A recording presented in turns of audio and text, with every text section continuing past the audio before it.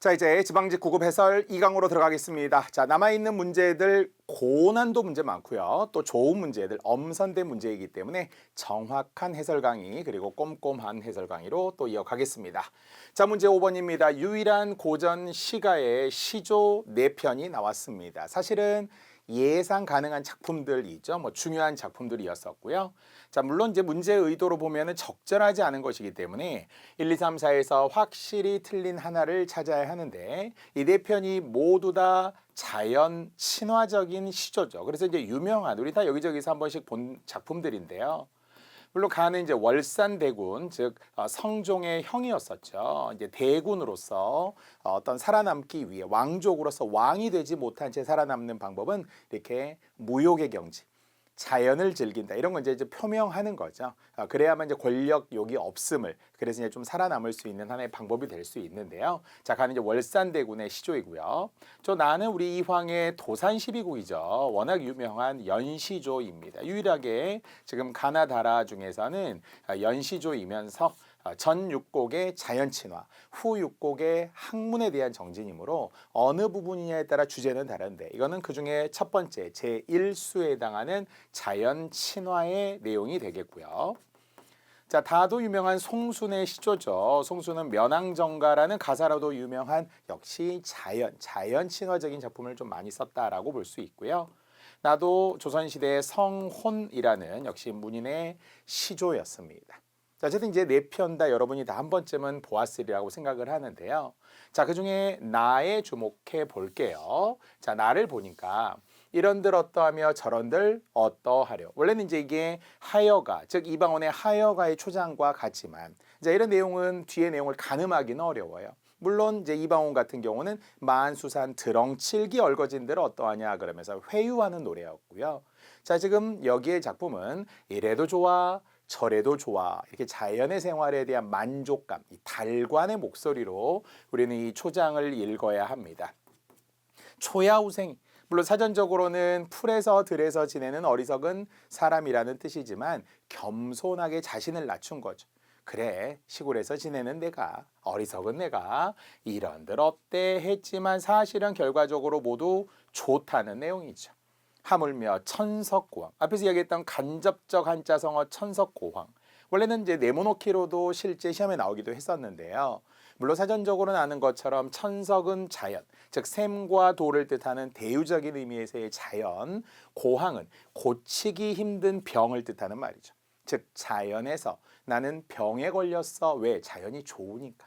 그래서 약간 과장된 병을 고칠 수 없는데 자연을 좋아하는 병에 걸렸어 이런 뜻이겠죠. 천석고왕을 고쳐서 무엇하겠느냐. 나는 천석고왕을 고치지 않을 것이다. 그러니 나는 자연이 좋다라는 것이죠. 시종일관 전6곡은 자연조와 자연조. 다만 이제 결과적으로 이런 자연에서 만고상청하리라. 나는 변함없이 학문하리라 하는 내용까지가 이제 전체의 주제. 여기는 그 일부이므로 자연으로 보면 되겠습니다. 자, 그런데 바로 이 니은 부분의 초야우생을 연결한 2번을 보니까 속세를 그리워하는 화자의 모습. 물론 조선시대의 선비들 양반들 중에서는 은근히 속마음은 그래도 속세를 그리워하면서 임금을 동경하면서 그런 게 있어요. 사실 관동별곡에도 있죠. 자연을 좋아하면서도 임금님 바라기, 삼인곡, 송민곡에서도 여전히 임금에 대한 바라기 이런 게 있어요. 하지만 지금 이 니은 부분과 속세를 그리워한다 이런 것은 전혀 관련이 없죠. 자, 그래서 바로 이 나 부분과 2번을 연결해서 적절하지 않음. 그럼 이제 초야우생 자체의 밑줄이긴 하지만 즉 자연에서 지내는 어리석은 사람이라는 뜻의 의미는 그래서 나는 자연에 묻혀 지내니까 좋다. 이렇게 초야우생부터 천석고황까지를 연결하면 되겠죠. 자, 나머지는 다 맞았어요. 자, 이제 빈 배. 물론 사전적으로는 텅 빈 배처럼 보이지만 나는 가을에 추강에 밤이 드니 물결이 차다. 밤에 낚시하러 갔어요. 가을에. 목적은 고기 잡으러 간 게 아니에요. 거듭 달관, 무욕, 유유자적의 태도들이거든요. 낚시들이 치니 고기 아니 문다. 고기 잡으러 가지 않았어요. 특히 고전의 무심한이라는 말은 언제나 욕심 없는이라고 해석을 해야죠. 욕심 없는 달빛. 물론 달빛이 욕심이 없다는 게 아니라 누가? 내가 욕심이 없어서 그냥 빈배만 저오는데 매우 좋다라고 하는 만족의, 즉 무욕의 만족이라는 것이겠죠. 그래서 욕심 없는 화자의 모습 맞고요. 자, 디귿도 강사는 들을 데 없으니 둘러두고 보리라. 이미 초장부터 10년을 경영해 초가를 3칸만 지어냈다는 것부터가 욕심 없다. 시종일관 욕심 없어요. 자, 그러면서 나 한 칸, 왜 집을 3칸 지었으니까 초가 3칸을 지어서 나 한 칸, 달 한 칸에 바람 한 칸 맡겨두고라는 것은 3칸이 꽉 차 있는데 이게 바로 무라일체예요. 자연과 내가 한 집에 산다는 거죠. 세 채 지어서 내가 한 채 살고 방 하나, 그리고 달 방 하나, 그리고 바람 하나. 그렇게. 그런데 3칸밖에 없으니 강사는 집에 들일 수 없어서 병풍처럼 둘러두고 보겠다라는 표현 자체가 그만큼 나는 자연과 하나가 되어서 역시 만족한다는 거죠. 자연의 일부가 되어서 살아간다라는 것이 강산도 마찬가지겠죠. 내가, 나와 자연이 역시 하나가 된다라는 표현으로 볼 수 있다라는 것이고요. 자, 라의 성혼의 시조도 말 없는 청산, 모양 없는 유수, 값 없는 청풍, 임자 없는 명월.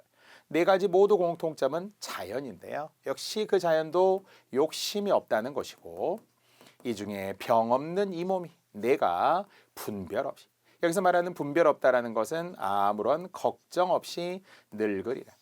사실 나는 자연인이다에서 꿈꾸는 그런 모습들이 결국 라와 같은 거잖아요. 나는 욕심도 없고요. 그냥 건강하게. 오히려 사실은 도시에 살 때는 막 건강이 좀 안 좋았어요. 근데 어떤 내려와 보니까 속세를 떠나서 전원으로 와보았더니 건강도 좋아지죠. 걱정 없이 욕심 없이 지내겠다 이런 거죠. 현실의 근심으로부터 초탈한 화자의 모습을 볼 수 있다 이렇게 되어 있네요. 모두 맞습니다.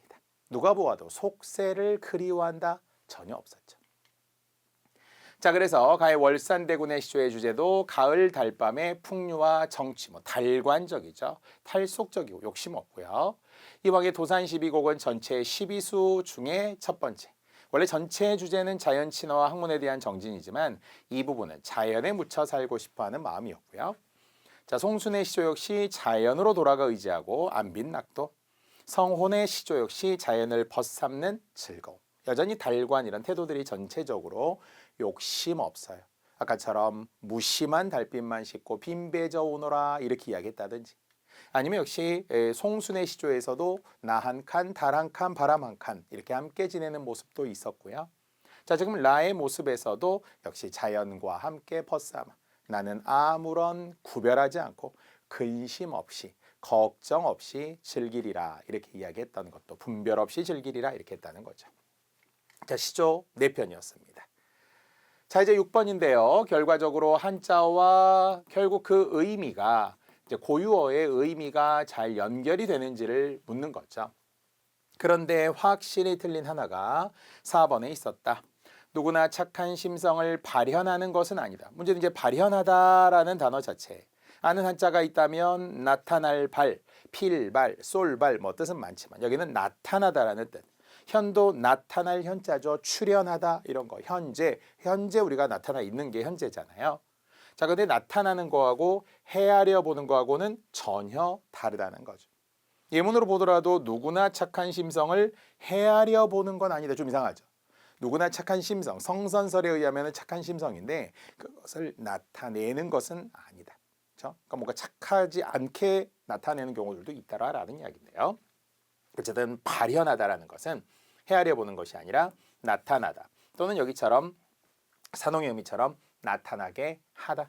착한 심성을 나타나게 하는 것은 아니다. 이렇게 해석할 수 있겠죠.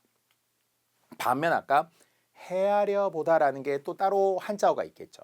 우리가 평소에 많이 쓰는 남의 입장을 헤아려 보는 거죠. 부모는 부모대로 자식은 자식대로 역지사지 상대방의 입장을 헤아려 본다. 생각나는 한자어 있나요? 고려하다. 고려하다라는 한자어가 존재하죠. 그래서 이거는 고려하는 것이 헤아려 보는 것이고요. 다시 한번 발현하는 것은 나타나다 또는 나타나게 하다라는 뜻이 되겠습니다. 자, 나머지는 맞고요. 자, 1번 같은 경우도 물론 이제 1번부터 다시 볼게요. 자, 수시로 교실에 들어오셨어요. 뭐 수시로 원래 따를 숫자이지만 어떤 특정 시간을 정해놓지 않은 게 수시로라고 할 때 명사 수시 아무 때나 늘이 됩니다. 자, 마치 우리가 대학 입시에 의하면은 수시 모집이라는 게 있잖아요. 그러니까 정시 모집이 아니기 때문에 딱 어떤 정시에만 모집하는 게 아니죠. 그렇다고 뭐 늘 아무 때나 모집한다는 건 아니지만 정시에 앞서서 전형으로 선발하는 것을 수시 모집 이 한자를 쓰게 됩니다. 자, 이번은 과언이 아니다. 평소 우리가 많이 이렇게 묶어서 쓰니까요. 과언, 지나친 말이 아니다. 이렇게 연결하면 되겠죠. 지나칠 과도 여기에 보이고요. 직역이 된 거죠. 자, 3번이 바로 우리 한자어 400에 있는 거라서 잠시 후에 보여드릴 거지만 문화시설 대부분이 서울에 편제.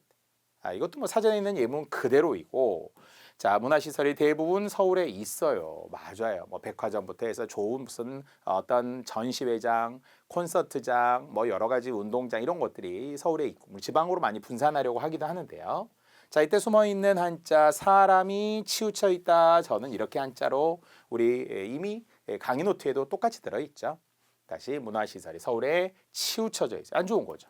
치우칠 편자가 들어가면은 안 좋다.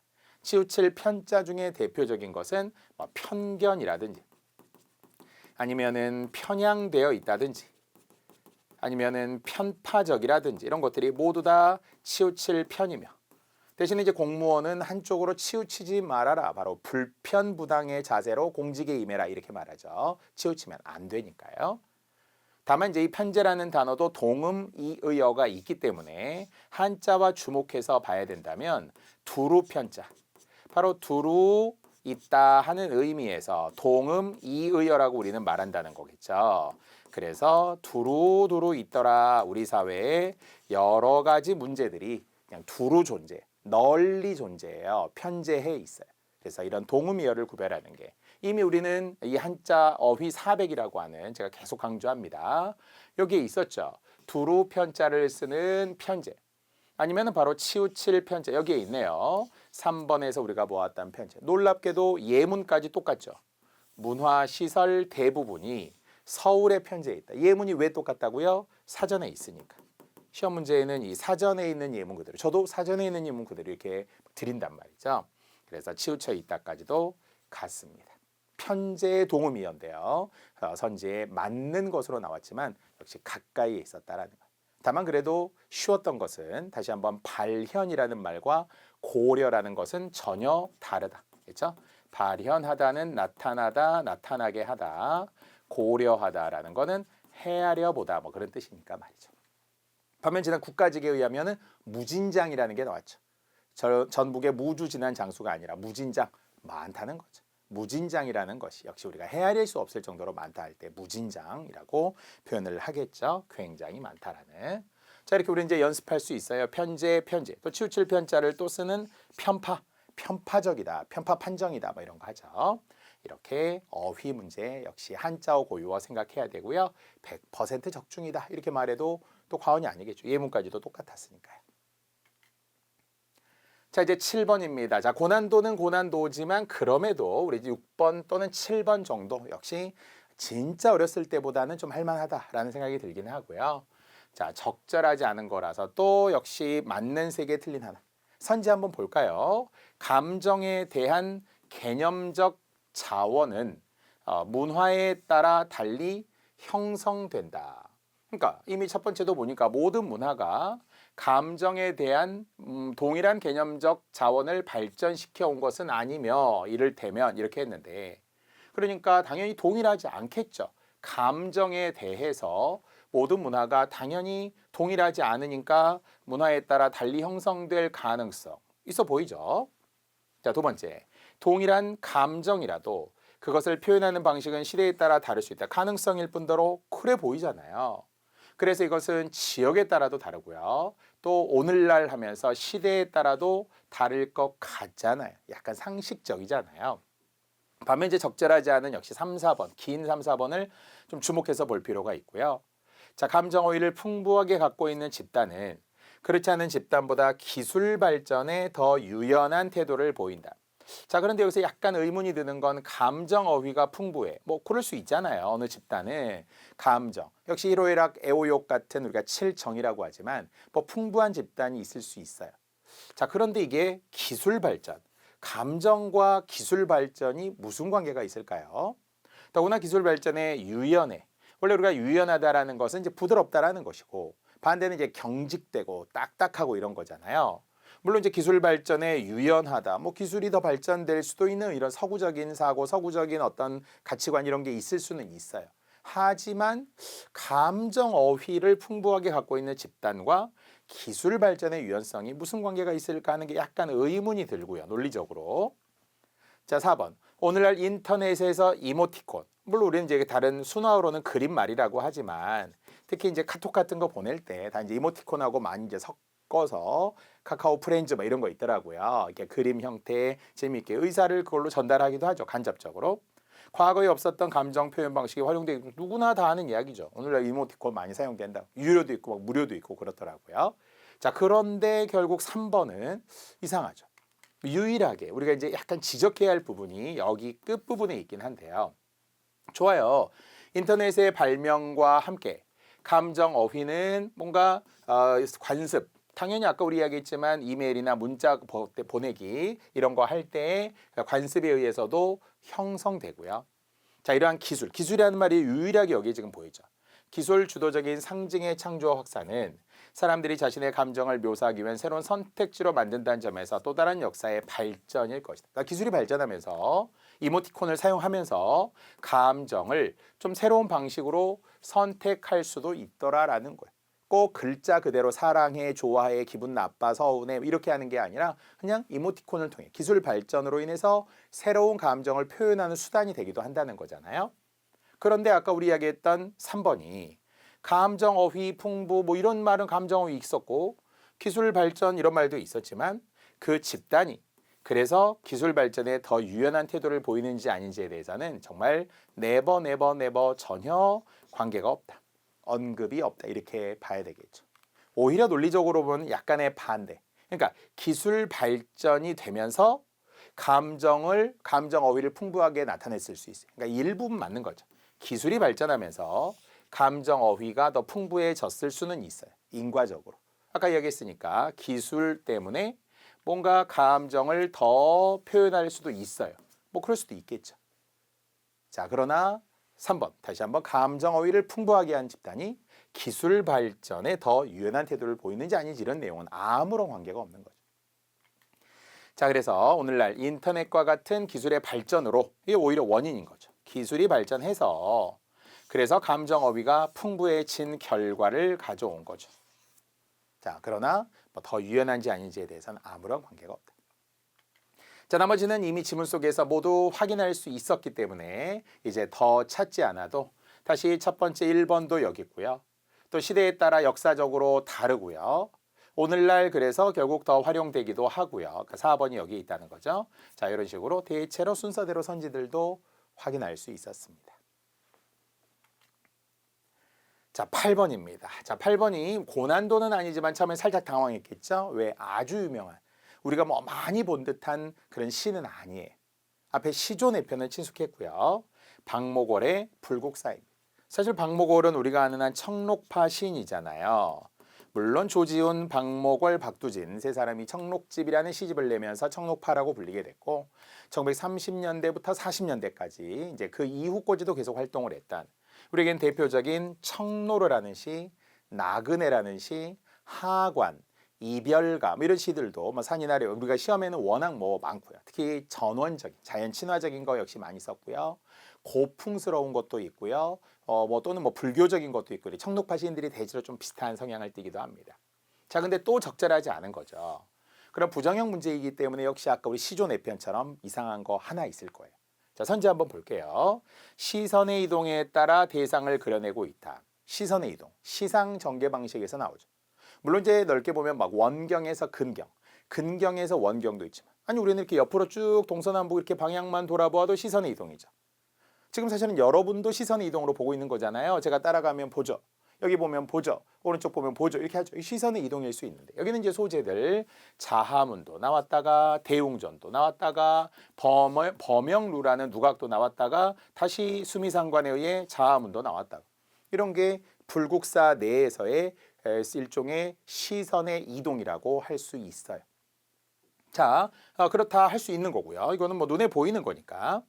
자, 수미상관 그리고 안정감. 그렇죠. 처음에 나오는 구조가 마지막에 나온 구조와 일치. 물론 단어는 딱 하나, 달 안개와 바람 소리만 바뀌어 있지만 구조적인 수미상관은 뭐 글자 일부 바뀌어도 가능합니다. 김소리 진달래꽃 나보기가 역겨워 가실 때는 말없이 고이 보내드리오리다. 또 나보기가 역겨워 가실 때는 죽어도 아닌 눈물, 글자 일부 달라졌지만 구조가 같으면 수미상관이라고 합니다. 그래서 안정감, 뭐 여기서 여운 이런 것도 있겠죠. 다양한 이미지, 시적 분위기 이것도 웬만하면 맞는데 진짜 이미지가 다양해야죠. 다만 여기서 말하는 다양한 이미지라는 거는 최소 2개 이상 우리가 떠오르는 감각적 이미지, 시각, 청각, 후각, 촉각, 미각 5가지 중에 여기는 누가 보아도 불국사라는 소재가 그렇듯이 시각, 불국사 봤겠죠. 흰 달빛 시각 있네요. 물소리, 청각 있네. 소리, 청각 있고요. 그림자 역시 시각도 있고요. 물론 젖는다의 촉각도 있긴 합니다. 방언의 흔은이라는 것은 흥건히 젖는다. 그래서 이것도 약간의 촉각이지만 어쨌든 흰 달빛 소리, 감각 있네. 다만 공감각은 없어요. 왜냐하면은 뭐 소리가 보인다거나 하얗다거나 이렇게 섞은 건 아니죠. 따로따로. 그래서 다양한 이미지는 맞는데 뭐 예를 들어서 우리가 공감각 아니면 이미지를 전이시켜 이런 건 틀려요. 그렇죠? 감각의 전이라는 거는 공감각이거든요. 그건 없고요. 자, 그런데 이제 또 이상한 게 하나 보이네요. 대상과의 거리를 조정했다. 거리를 조정하려면은 뭐 가까워졌다가 멀어졌다가 가까워지는 거리인데 주로 심리적 거리, 물리적 거리, 공간적 거리 이런 게 다 포함돼. 그럼 대상에 대해서 보통 우리가 소설에서는 그런 거 나와요. 심리적 거리가 가깝다. 그러면 그 사람의 속마음 깊이 알아요. 그럼 막 친밀하고 긍정적인 거리 가깝다고 말해요. 심리적 거리. 하지만 심리적 거리가 멀다. 그러면 약간 거리감을 주고 막 우리가 안 친한 사람들 아니면 약간 객관적으로 다룰 때. 자, 그러나 여기에서는 대상과의 거리를 가까워졌다, 멀어졌다 이렇게 조정하지 않아요. 카메라 렌즈 우리가 막 조절하듯이 전혀 아니고요. 또 화자와 현실 세계의 대립, 벌써 대립이라니. 이 시 전체적인 분위기 딱 한 단어로 표현하면 고즈넉하다, 고요하고 쓸쓸한. 우리는 당연히 결국은 신라의 수도 경주, 그리고 경주의 불국사. 가게 되면은 정말 산사가 절의 분위기는 대부분 울창한 숲속에 또 그러면서 고요한 풍경 소리도 들리고 막 그러죠. 절의 모습이죠. 그러면서 우리 역사를 또 가지고 있기 때문에 굉장히 고즈넉하면서 경건하면서 또 마음에 다가오는 게 있죠. 그런데 뭘 대립을 해요. 대립은 갈등이 있을 때. 그래서 화자와 막 현실과의 갈등, 내적 갈등, 외적 갈등 이런 것들을 우리가 다 표현해서 막 그런 내용상 대립이라고 표현하죠. 둘 다 틀렸어요. 그런 쉬웠다는 거죠. 뭔지는 모르지만 신을 친숙하지 않아도 틀린 하나를 찾는 데는 어려움이 없었다는 거예요. 그래서 대상과의 거리를 조정하지도 않았고 또 뭐 대립을 나타내지도 않았어요. 아예 없죠. 반면 이제 나머지는 아까 이야기했던 거. 그래서 화자는 감정을 절제하죠. 사실은 여기에는 거의 명사 그리고 삼음절 중심으로 대체로 이루어져 있고요. 유일한 서술어는 뭐 흥건히 젖는다 뭐 이런 정도. 그 분위기에도 젖고 이렇게 감정은 절제했어요. 불국사 묘사했어요. 불국사의 아름답고 고즈넉한, 알겠죠? 고요하고 아주 쓸쓸하다는 나쁜 의미가 아니에요. 그냥 절의 모습처럼 고요하고 차분한 그런 분위기가 느껴진다라고 봐야 되겠죠. 자, 보면 아까 얘기했던 것처럼 시선의 이동 불국사의 결국은 원래는 큰 불국사. 그 안에 이제 들어 있잖아요. 물론 이제 자아문도 있고 대웅전도 있고 범용루도 있고 이런 따로따로 이제 존재하죠. 수미상관, 안정감, 다양한 이미지, 시적 분위기 모두 맞습니다. 자, 그래서 그림으로 제가 한번 넣어 보았는데요. 불국사의 전경이 전체의 모습은 불국사는 다 우리 저도 뭐 한 2번 정도 경주에 가보았지만 석굴암도 있고 다보탑도 있고 뭐 다 있겠죠. 석가탑도 있고. 자, 자하문. 이거는 서울 종로에 있는 자하문을 말하는 게 아니에요. 사소문을 말하는 게 아닙니다. 자, 역시 불국사에는 자하문. 자, 그리고 대웅전도 있죠. 기본 본체가 이제 대웅전이고요. 범영루라고 하는 누각도 역시 있습니다. 자, 이렇게 불국사야. 우리는 시선의 이동 생각나네요. 고즈넉한 분위기 이런 것도 있어요. 당연히 이제 애정을 가지고 시를 썼다라는 것이겠죠. 감정을 절제하면서. 1955년. 그러니까 우리가 아까 30년대에는 시가 아니라 소설, 박태훈의 소설. 그리고 55년 역시 청록파 시인 박목월의 시입니다. 뭐 현대시 전통적 회화적 전체적으로 좀 정적이었잖아요. 고요했잖아요. 신비로운 전경이 주제가 되겠습니다. 자, 아까처럼 주관적 감정 표현은 좀 배제한 거예요. 절제한 거예요. 감각적 이미지 묘사, 명사 중심의 절제된 언어, 삼음절 중심의 느린 호흡, 여백의 미 이런 것도 있었죠. 선지 자체 색에 맞는 거를 시의 특징으로 이해하시면 되고요. 다시 한번 뭐 거리 조정 없어요. 다시 한번 뭐 대립 없습니다. 박목월의 불국사라는 시였습니다. 자, 그래서 배경은 전체 불국사 안의 자하문 범영루가 지금 보이고요.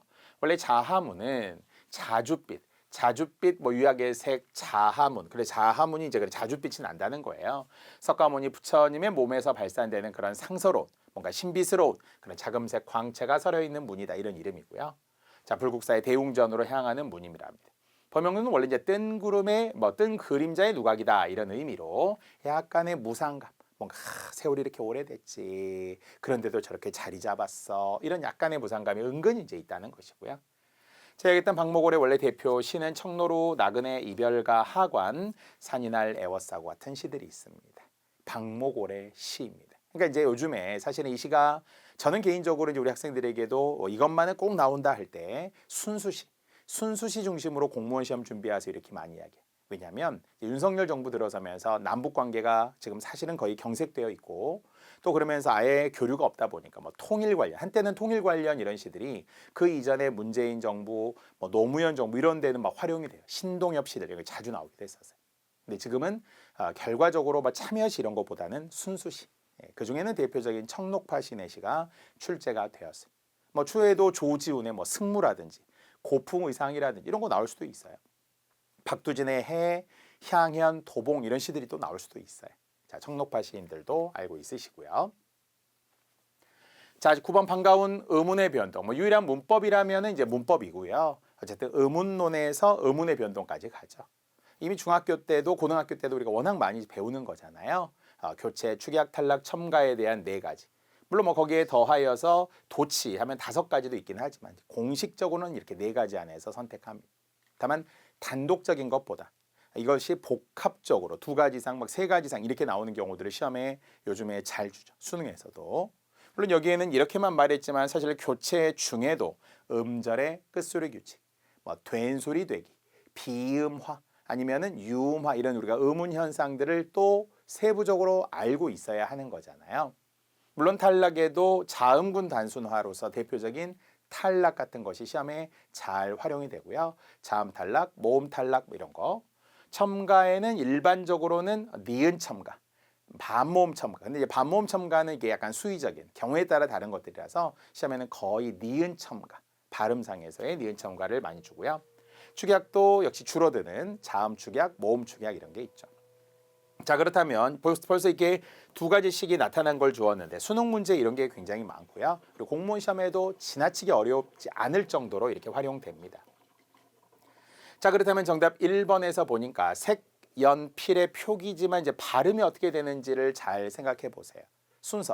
순서로 보면은 색과 연필이 만난 합성어인데 하나는 의문이 있고 앞에 초성의 이응은 의문이 없기 때문에 여기에 의문을 넣어줘야죠. 의문이 들어가야 2개의 의문이 만나, 2개의 자음이 만나, 특히 울림, 안 울림 또는 안 울림, 안 울림 등이 만나서 어떤 변화가 생기죠. 이거는 하나는 있고 없는 거니까 만나서 어떤 변화가 당장 생기지 않아요. 음운 변화의 사실 출발점이에요. 표준 발음법에서도 역시 활용되는 니은 첨가 이야기죠. 29항에 나오는. 자, 그래서 1단계는 색, 연필 이렇게 니은이 첨가되고 2번째 이제 비음어가 되면서 색연필 이런 변화가 생기죠. 자, 표시해 드렸어요. 색연필의 니은 첨가. 그러면은 첫 번째 첨가가 있었다는 거죠. 첨가 디귿이 있고요. 자, 2번째는 이제 자음이 만났기 때문에 그렇다면은 하나의 비음이 아닌 소리와 비음, 니은, 미음, 이응인 비음이 만나서 결국 비음으로 변하죠. 그래서 교체 중에 비음화. 다만 쌤 비음화가 교체 중에 있는지 어떻게 하라고 그러면 이건 우리가 이미 전제가 되어야 되겠죠. 교체 안에 유마, 비음화가 있다라는 것을. 그래서 순서상으로 첨가가 먼저 일어나고 디귿이 먼저 그 다음에 기억에 교체가 나타나게 되었어요. 맞습니다. 심지어는 순서까지 묻기도. 만약 기억이 먼저 오고 디귿이 나중에 나온다. 그럼 틀리죠. 디귿이 먼저 오고 기억이 온 거예요. 그러나 어쨌든 둘 다 나타난다라고 말한 거지. 순서를 말한 거 아니에요. 자, 나머지는 모두 틀렸어요. 자, 외골 같은 경우는 자음군 단수나 바로 겹자음 중 발음상 우리가 해보아도 한쪽으로 치우치는 걸 뜻하는 외골이라는 게 시옷이 떨어져 나갔기 때문에 자음군 단수나. 자음군 단수는 뭐라고요? 탈락. 그러니까 교체도 아니고 축약도 아니네요. 탈락이면 니은이라고 해야죠. 자, 3번에 갑지다도 먼저 시옷이 떨어져 나가. 겹자음 중 하나가 떨어져 나간 탈락. 그럼 니은은 있네요. 그런 다음에 발음이 갑지다라고 돼인 소리가 나기 때문에 돼인 소리 되기는 결국 교체. 교체는 첨가가 아니죠. 그래서 역시 기역과 니은 두 가지가 있어야 되는 3번. 4번 깨끗하다도 어떤 분들은 쌤 시옷과 히읗이 만나잖아요 라고 하지만 히읗과 시옷은 만날 수가 없어요. 히읗과 만날 수 있는 것은 이해사 소리. 이해사 소리가 축약이 되면서 거센 소리가 되겠죠. 그래서 자음 축약의 정의. 기역, 디귿, 비읍, 지읒이 히읗을 만나. 기역, 티읕, 피읕, 치읓으로 줄어드는 거예요. 그러므로 1단계는 이 시옷이 디귿으로 바뀌어야죠. 바로 음끝규, 음절의 끝소리 교체. 음절의 끝소리가 먼저 교체로 이루어지고 그 다음에 이제 디귿과 히읗이 만나죠. 디귿과 히읗이 만나면 티읕으로 줄어드는 거죠. 깨끗하다 이렇게 줄어드는 거죠. 자, 이걸 잘 이해하셔야 돼요. 시옷과 히읗이 만나지 않는다는 말을 알아야 돼요. 히읗은 기역, 디귿, 비읍, 지읒만 만나요. 그래서 키읔, 티읕, 피읕, 치읓으로 줄어드는 게 거센 소리잖아요. 그러면 교체가 있어야 되니까 기억이 없네요, 여기에. 자, 그리고 축약, 리을은 맞죠. 그러나 첨가는 당연히 없고요. 교체와 그리고 축약만 존재합니다. 자, 이런 걸 여기에 제가 다 바꾸어 드렸습니다.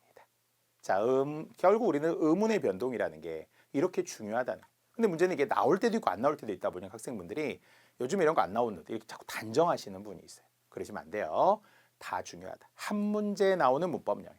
넓게 보자면 음운의 변동을 포함했을 때 언어와 매체라고 지금 수능에서도 굉장히 중요하게 여기는 그런 시험의 수능에서도 영역이잖아요. 문법 영역의 음운의 변동 꼭 기억해 두세요.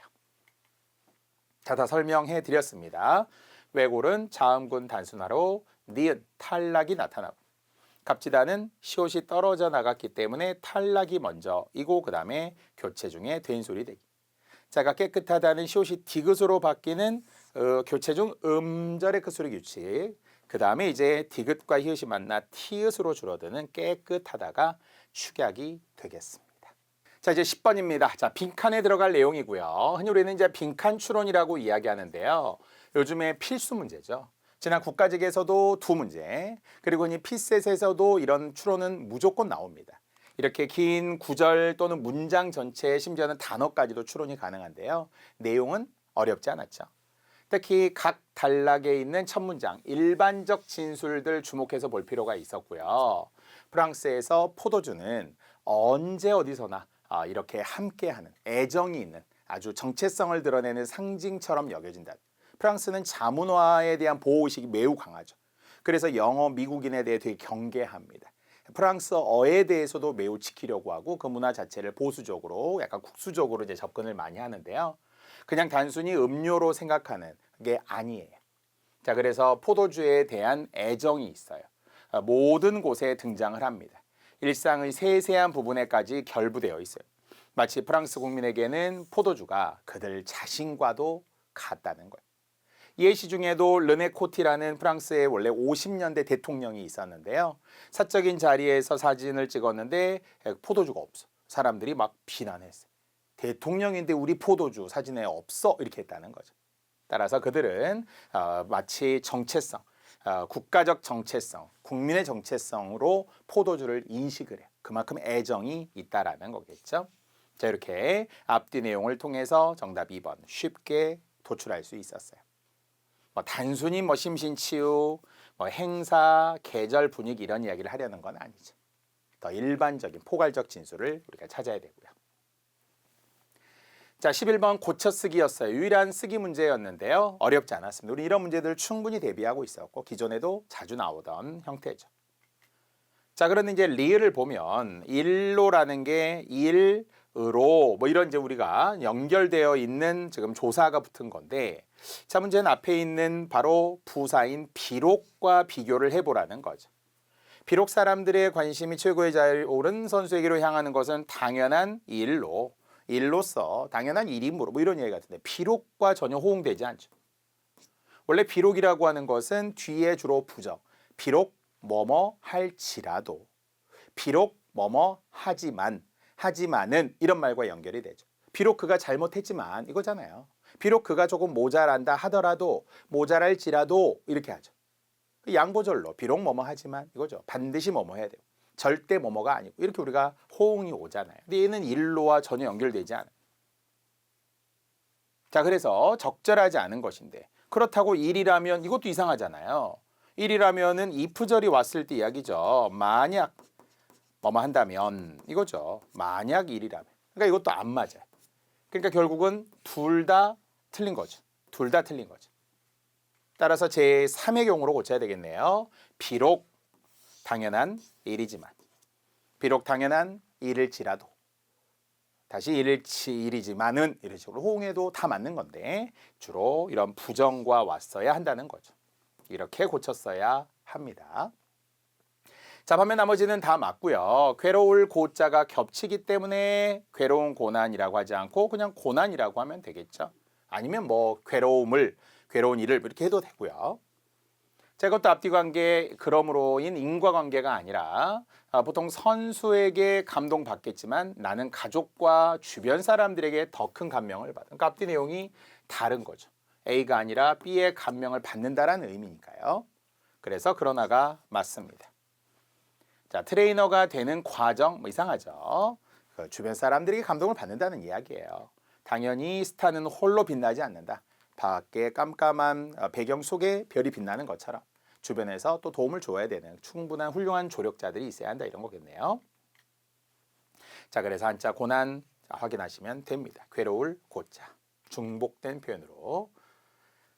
자, 12번 강연자의 말하기 방식입니다. 제가 넓은 의미에 비운하게 넣었지만 요즘에 이런 말하기, 강연에 관한 이야기가 있습니다. 뭐 지문은 살짝 길어 보이긴 했지만 역시 예를 들어 보이고요. 뭐 소재는 사회 역학이었지만 그러나 쉬운 말이 하나 있었는데, 그렇다고 해서 시각 자료를 시각 자료가 있으려면 뭐가 있는 게 좋겠어요? 여기 그림을 보세요. 동영상을 같이 한번 볼까요? 사진을 볼까요? PPT 화면을 볼까요? 여러분이 지금 사실 보시는 건 일종의 시각 자료라고도 할 수 있잖아요.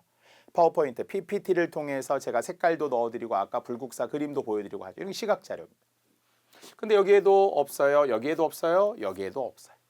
그래서 아예 3번은 전혀 나타나지 않았기 때문에 틀린 답으로 도출이 됐고요. 나머지는 다 있다는 거예요. 청중의 반응을 살피면서 발표 진행.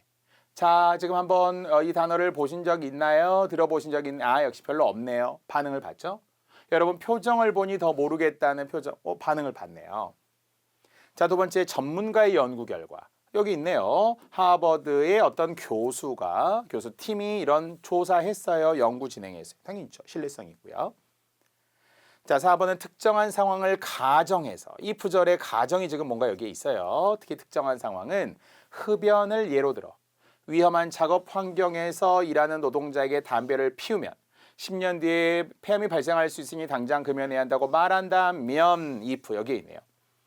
설득력이 없을 거예요. 왜? 결국은 저소득층, 열악한 환경에서 사람들은 그냥 어쨌든 담배를 피워. 이거라도 나는 그냥 위안이 되는 거지. 10년 후에 폐암을 몰라 일단. 이렇게 하니까 결국은 당장에 뭔가 해결이 안 될 수 있어요.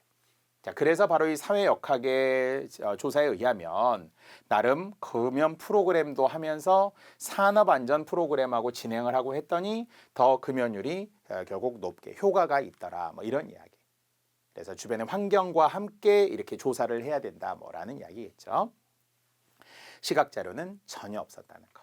그냥 연구 자료만 있었을 뿐이겠죠. 자, 13번 주제였기 때문에 이것도 일반적 진술, 딱 단락이 하나밖에 없잖아요. 약 400자 정도. 소재는 범죄 소설이라는 것은 알겠어요. 다만 범죄 소설하고 뭐하고 연결했어요? 자본주의. 이 자본주의의 출현이라는 사회적 조건과 맞물려 있다라는 것을. 자본주의가 출현하자 죽음을 대하는 태도가 변하면서 범죄 소설들이 더 출현하고 또 뭔가 사람들에게 인기를 끌기 시작했다. 과거의 죽음이라는 것은 좀 자연스러운 것. 그러나 결국은 부르주아, 사유재산, 내 재산을 지켜야 돼. 그러니까 죽으면 안 돼. 그러니까 내 재산을 뺏기 위해 뭔가 나를 죽이려고 해. 공포, 두려움. 사람들이 다 공감을 하면서 맞아 내 재산 이렇게 이제 하다 보니 범죄 소설이라는 것이 사람들에게 많이 더 읽히게 되었다라는 거죠. 자, 결국 자본주의의 출현 이후 죽음에 대한 달라진 태도. 다시 한번 강박관념, 막 또 두려움, 막 이런 것에 결국은 심리를 갖게 되면서 결과적으로 이런 범죄라는 것에 대해 더욱더 몰두하고 관심을 갖게 되었다는 거죠. 핵심 내용, 일반적 진술 쉽게 도출할 수 있었고요. 자, 14번. 정말 문제는 약간 소재, 통증. 물론 이런 통증에 관한 것도 과거 시험에 활용되기도 했었는데요. 지문 자체가. 자, 그러나 너무나 좀 유치할 정도로 말이 안 되는 거는 아예 단어가 하나, 완전 상반된 단어가 하나 나왔죠. 예를 들어서 전문적으로 우리가 잘 몰라도 재미있는 사실은 자, 통각신경이 다른 감각신경에 비해 매우 가늘어 신호를 느리게 전달한다는 것이다. 물론 예를 들어 뒤에 보니까 흰, 김, 수염고래도 통증이 생기면 최대 1분 후에 아픔을 느낀다는 게 느리게 전달한다는 거죠. 원래는 우리가 딱 건드리면 아파 바로 나와야 되잖아요. 근데 이게 고래를 예로 들어서 통증이 생기는데 꼬리가 뭔가 다른 감각 신경에 비해서 가늘다는 거예요. 자, 그래서 결국 신호를 느리게 전달한다는 거죠. 한참 후에 아파, 1분 후에서야 아파 이렇게 한다는 거예요. 자, 그런데 똑같은 말인데 아예 반대되는 말이 나왔죠. 통각신경은 다른 감각신경에 비해 매우 가늘기 때문에 다 맞아요. 그래서 신호의 전달이 아까 뭐라고? 느리다고 있잖아요. 1분 후에. 고래, 느리게. 그러니까 이렇게 단어 하나가 완전히 달라지는 것으로 제시되는 거는 상당히 좀 유치할 정도로 이제 쉬운 문제라고 봐야 되겠죠. 역시 문제 지문이 아니라 선지 자체가 아예 반대되는, 선지 자체가 완전히 지금 반대되는 말이 하나 나왔기 때문에 전달이 느리다 이렇게 정확하게만 찾으면 되겠습니다. 자, 물론 나머지는 다 확인할 수 있었고요. 1번도 역시 또 여기에 그대로 계속 선지 1번들이 첫 단락부터 좀 보셔. 세 번째, 방금 본 거. 지금 위에서 본 게 1번. 그대로 순서대로 가면 쉽겠죠. 자, 또 2번도 느끼지 못하면 치명적 질병의 말이 자체 맞잖아요. 통증을 느끼지 못하면. 그중에 대표적인 게 폐암과 간암 같은 경우가 그렇습니다. 얘는 여기에 있네요. 특히 우리 간 같은 경우가 별로 우리가 자각 증세가 없다고 하잖아요. 물론 이제 황달도 있고 막 얼굴색도 안 좋아지고 체중도 빠지고 이런 게 있어요. 근데 그때는 못 느끼다. 어느 순간 보니까 간암인데 말기예요. 이런 경우가 생겨요. 폐암도 그렇고. 자, 어쨌든 자, 네 번째도 어딘 정확하게 알기 위해서는 이렇게 빽빽하게 배치되어 있어야 된대요. 물론 전문적이긴 하지만 여기에 그대로 나와 있죠. 빽빽하게 배치되어야 부위를 정확하게 알 수 있다라. 자, 소재는 약간 전문적인 의학과 관련될 수는 있으나 아까 빠르다, 느리다만 가지고도 정확한 정답을 도출할 수 있었습니다. 자, 15번입니다. 자, 소재에 잘하는 심청가와 수군가, 바로 판소리입니다. 고전 산문에 나오는. 다만 이제 내용은 알겠죠. 심청이의 승상 부인이 지금 누구였어요? 원래 심소저 심청이가 가서 도움을 주던 그런 부인이었죠. 요즘식으로 말하면은 도우미처럼 이제 심소저 가서 일했잖아요. 심청이가. 그래서 그 부인이 심청이를 잘 도와줬는데 결국 이제 심청이는 인당수에 빠졌죠. 공양미 300석에 팔려가서 아버지의 눈을 뜨기 위해 인당수에 빠졌. 근데 그 심소저는 그러니까 이 승상 부인은 심소저를 아꼈기 때문에 그림을 걸어놓고 아이고 우리 청이가 잘 있나 어떻게 지냈는지 모르겠네 안타깝네 살았나 죽었나 이렇게 생각을 했던 거예요. 그런데 바로 화상 족자 그림이라는 거예요. 심청이의 그림을 보고 족자를 보면서 어느 날 빛이 막 호련히 검어지면서 귀에 물이 흐르고 약간 우리가 말한 전기적이죠. 비현실적이긴 하지만 기가 막혀서 아이고 청이가 죽었구나. 또 그런데 또 빛이 살아나면서 누가 어떻게 살아났나 그래요 맞아요 인당수에 빠졌지만 또 그 구해주잖아요 용왕이 알고 보니 이제 심청이 아버지였고 뭐 어머니였고 이렇게 이제 있잖아요. 물론 우리는 비현실적인 심청전의 그 이야기를 떠올려 보면 좋습니다. 자, 두 번째는 지금 수군가에 의하면은 화공, 즉 화가를 불러서 토끼 화상, 토끼 그림을 지금 그려요. 자, 왜 토끼 그림을 그리는 상황이었겠어요? 당연히 또 용왕이 병에 걸렸죠. 그래서 토끼 간을 먹으면 낫는다고 하니까 누구를 보내요. 그래서 자라, 거북이를 보내는데 토끼를 본 적이 없어. 수국이만 사니까. 토끼 그림을 그려주세요. 그랬더니 판소리계 특유의 사사조의 사음보를 통해서 어떻게 생겼고 머리에서 연적을 갈아서 오징어로, 자, 그리고 이제 입은 어떻게 생기고, 그 다음에 귀는 어떻게 생겼고, 코는 어떻게 생겼고, 발은 어떻게 생겼고, 털은 어떻고, 꼬리는 어떻고, 막 이렇게 이제 귀는 그림을 그렸다. 다만 약간 좀 해학적으로 이렇게 유쾌하게 그리기는 했었죠. 그리고 이제 토끼를 잡으러 가는 거예요. 자, 그 장면의 전이 되겠습니다. 자, 둘 다 맞는 것을 찾았더니, 자, 정답 2번에 대상이 처한 상황을 암시. 그럼요. 아, 심청이가 위기에 빠졌다가 다시 살아났나 봐. 뭐 이렇게 지금 했다는 거예요. 자, 이런 것들을 암시했다고 지금 본 거고요. 두 번째, 토끼의 외양을 그림을 통해서 그렸어요. 완벽하죠. 전혀 논란도 없고요. 뭐 어떤 헷갈릴 만한 게 아니었습니다. 다만 기억이 분노라기보다는 탄식은 했었죠. 기가 막혔죠.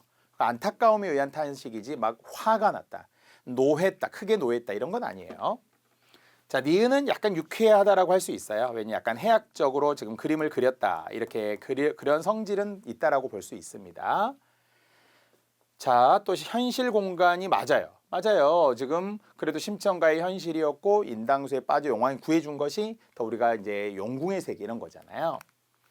반면에 기억은 맞지만 니은은 수궁이잖아요. 수궁. 그러니까 안 맞고요.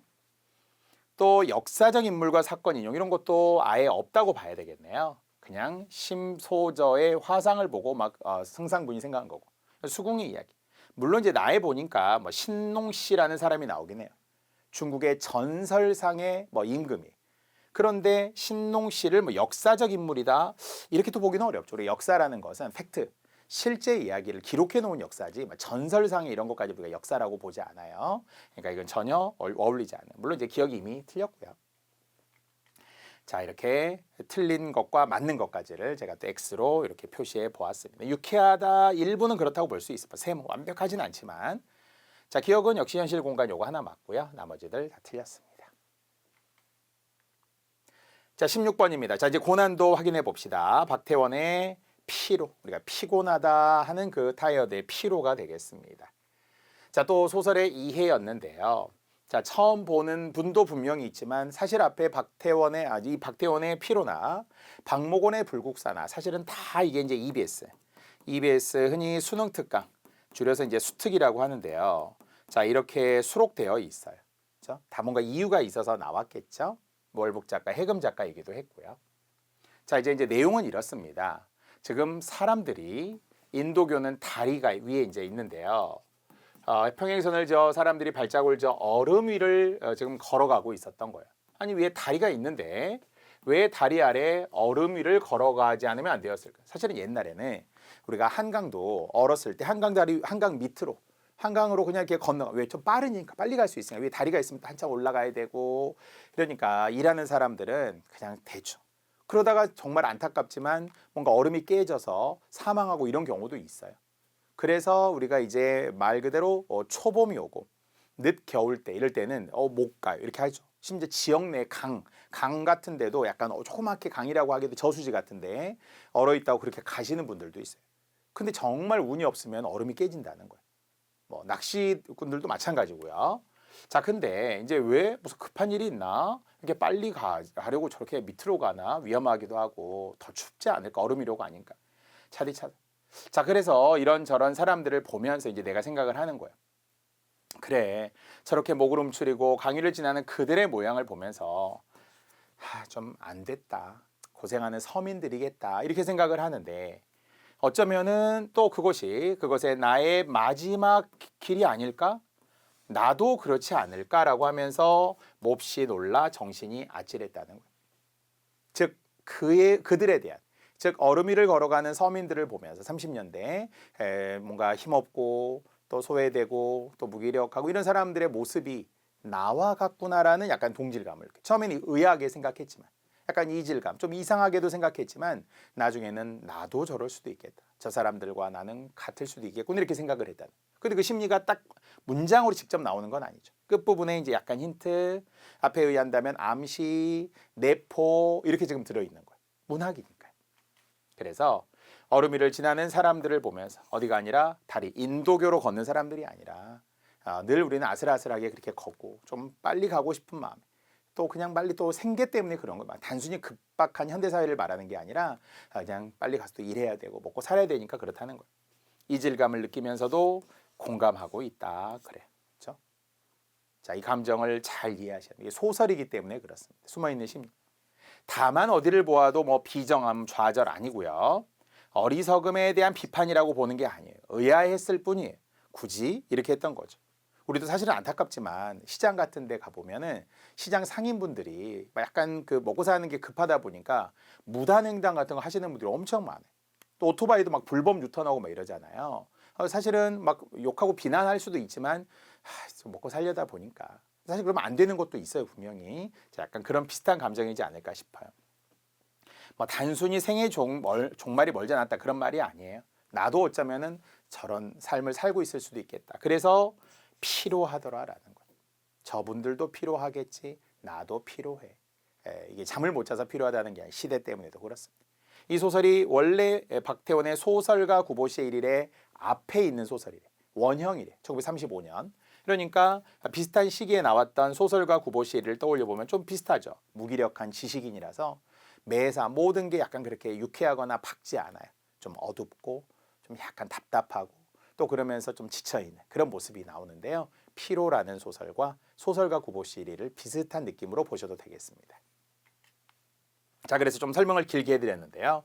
자, 주인공 나는 1인칭 주인공이에요. 주인공 나는 얼음 위를 지나는 사람들을 보며 낯설어하고 거리감을 느끼기도 했어요. 이게 바로 이질감이죠. 왜 굳이? 자, 하지만 또 주인공은 가난과 피로에 지친 사람들의 삶과 고달픔을 이해하고 동정하기도 해. 그래, 그럴 수밖에 없겠다. 자, 나 역시도 그러니까 삶에서 피로를 느끼며 다른 사람들도 각자의 삶에서 힘든 상황을 견디고 있구나. 그래도 저렇게 뭐 어디 빨리빨리 지금 종종걸음으로 얼음이라도 걸어가면서 또 뭐 생계를 위해서 또 애쓰겠지 이렇게 좀 생활하는 거예요. 자, 이로 인해서 주인공은 그들의 어려움을 공감하게 돼요. 자신과 그들이 본질적으로 다르지 않구나. 바로 공감, 동질감을 느끼게 되죠. 연민이 타인에 대한 연민에서 약간 자기 연민으로 오는 거예요. 1935년의 소설. 누군가에게는 생소하지만 생소할수록 우리는 또 아예 백지 상태에서 볼 수 있는데요. 숨어있는 심리, 소설에 특히나 숨어있는 심리를 잘 우리가 확인하고 객관적으로 판단해야 합니다. 자, 중요해요. 나머지 오답들이 확실히 틀렸기 때문에 고난도였지만 또 그래도 어느 정도 선택은 잘하지 않았을까라고 생각해 봅니다. 자, 1935년 피로라고 했고요. 현대소설, 세태소설, 심리소설 딱 봐도 소설가 구보시의 일일에 딱 우리가 이렇게 많이 이야기를 했습니다. 소설가의 일상사, 1인칭 주인공 시점, 30년대 어느 오후에 그리고 모더니즘 소설이죠. 30년대 박태원, 이상 모두 모더니즘 소설을 대표합니다. 소설가 구보시의 일일의 원래 이제 원형, 시간의 흐름, 추보시 어디 나갔다가 또 돌아오는 것도 같아요. 자, 주제 전체 일제하에 도시 공간에서 빚어지는 잡다한 삶의 변리 현상과 현실적 피로다. 삶의 변리 현상, 뭔가 동떨어진 변리, 도치하면 이별이거든요. 뭔가 약간 괴리감도 느끼면서 현실적인 피로감을 느낀다라고 합니다. 천변 풍경이라는 소설도 또 시험에 우리 활용된 적이 있죠. 청계천 주변의 사람들을 관찰하고 다룬 또 소설이었습니다. 자, 이 정도고요. 자, 17번의 순서 문제였지만 완전 고난도는 아니었죠.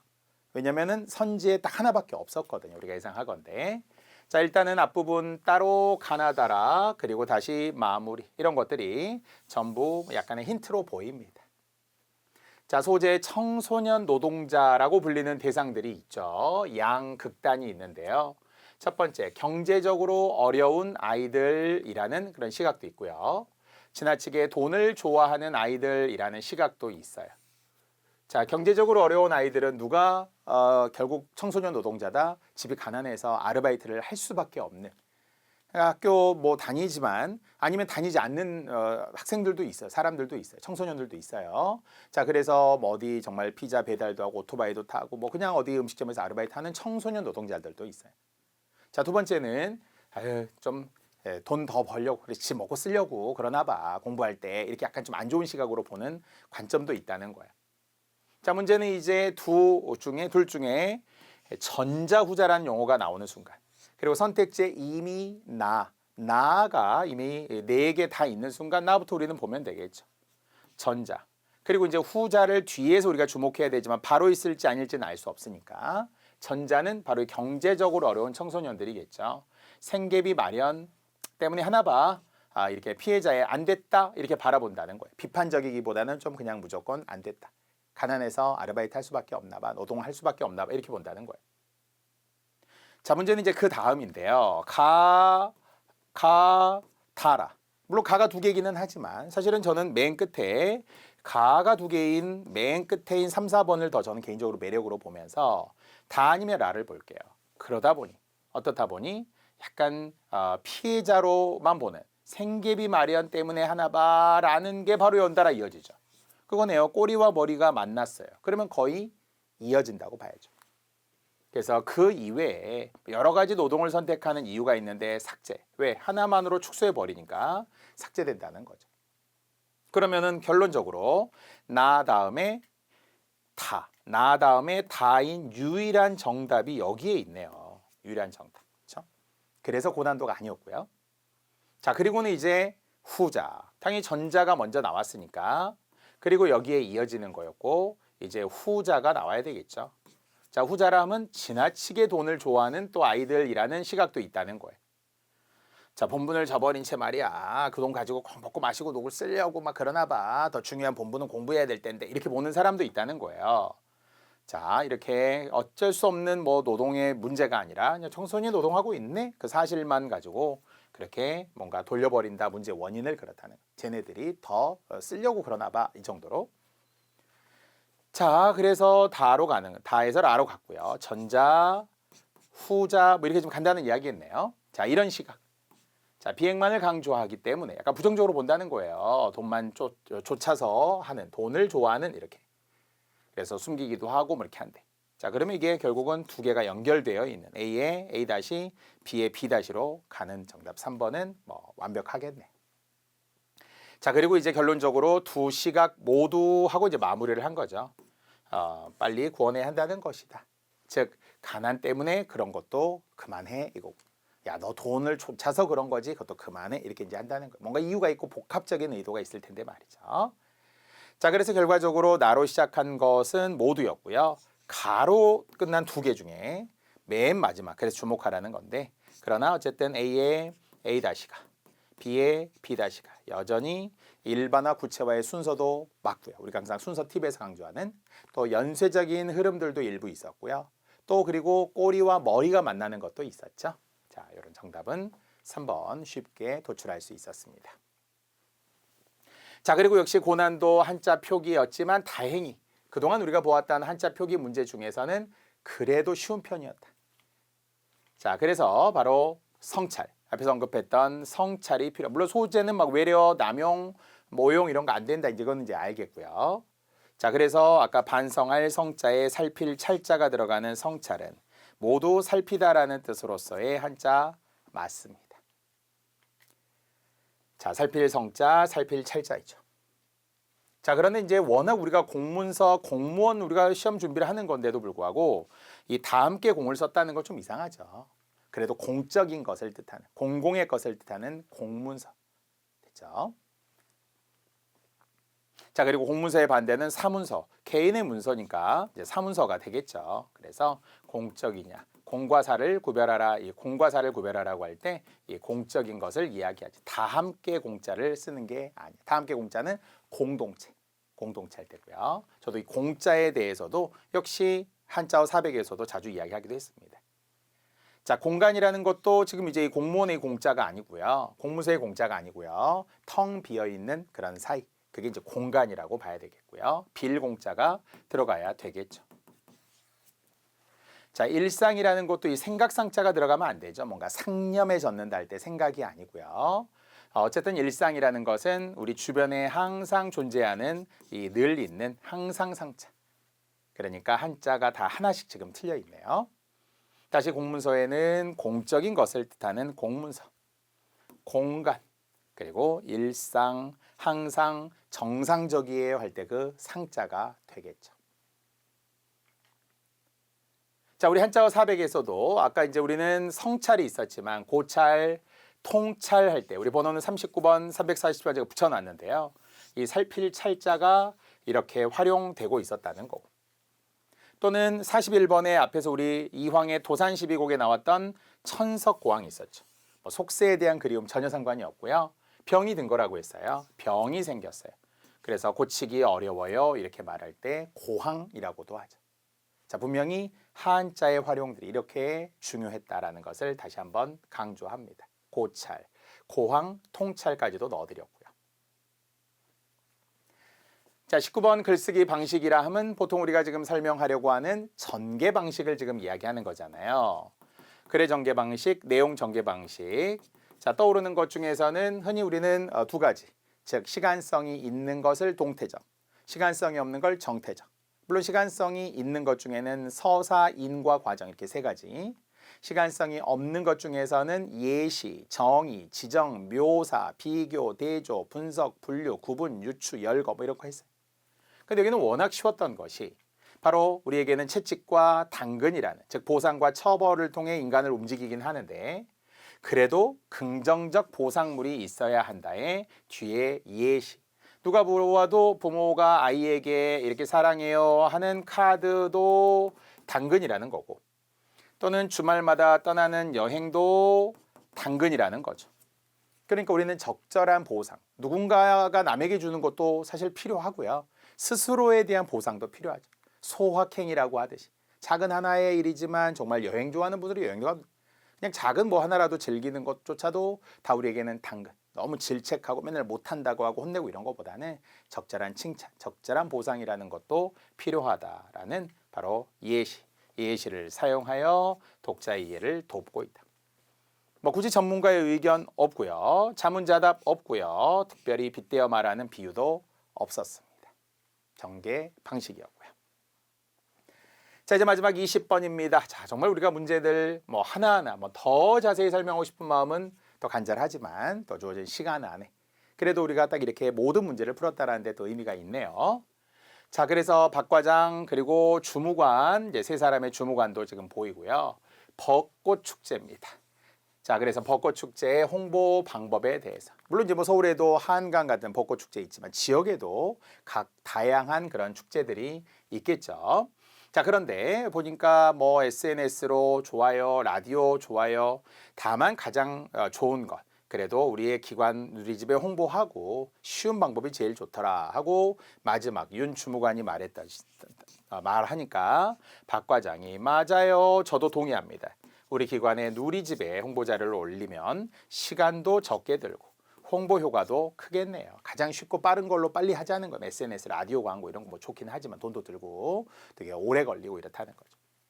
자, 그래서 이건 그냥 I agree, 동의했다는 것이지 그렇다고 박 과장의 말 속에 김 주무관이나 이 주무관이나 윤 주무관 비교하면서 뭐 절충한 게 아니라는 이야기죠.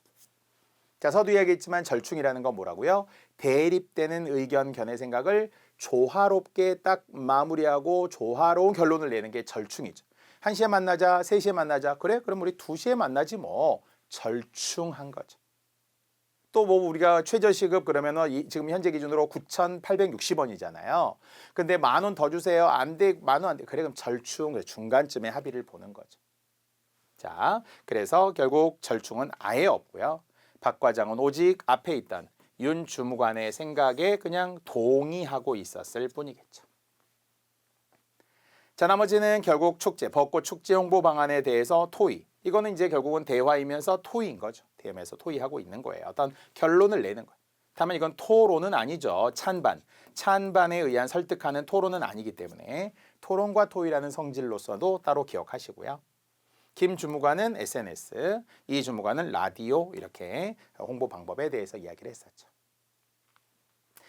고난도인 이유는 또 어쩌면 절충이라는 단어를 몰라서 오늘 우리가 지금 숨어있는 어휘들에 관한 이야기 몇 차례 했어요.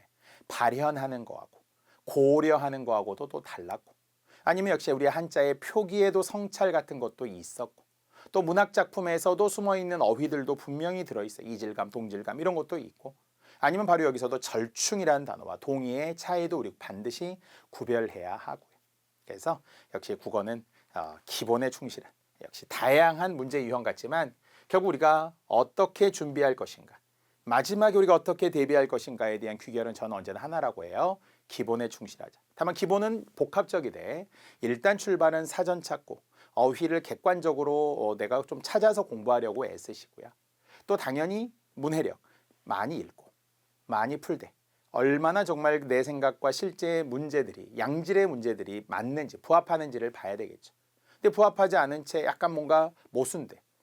뭔가 이상해. 나는 3번이라고 분명히 풀었는데 이게 답이 4번인데 이해가 안 돼. 이건 이제 문제가 생기는 거예요. 철저히 잘 문제의 정답과 내 생각이 일치할 수 있도록 끊임없이 또 연구하고 그것도 고민만 하면 안 돼요. 생각만 해서는 안 되고 반드시 실천적인 시간을 투자하시고 그리고 또 여러분에게 가장 좋은 초긍정의 생각. 나는 성장하고 있다. 오늘도 배웠다. 나는 오늘의 이 도전이 결코 헛되지 않을 것이다. 소중하고 정말 가치 있다. 스스로를 칭찬하면서 오늘도 우리가 당근과 채찍 이야기했지만 스스로 쓰담쓰담 하면서 잘하고 있다라고 하신다면 그 긍정의 힘으로 잘 버티고 또 합격할 수 있을 거라 생각합니다. 자, 오늘은 2024년 6월 22일 치러진 지방직 구급시험이었고요. 제가 항상 빠른 해설 그리고 정확한 해설 또 정말 상세한 해설을 위해서 노력하고 있습니다. 여러분들의 합격에 정말 조금이라도 도움이 되기를 진심으로 바랍니다. 자, 오늘 지방직 구급 해설 강의는 여기까지 하겠습니다.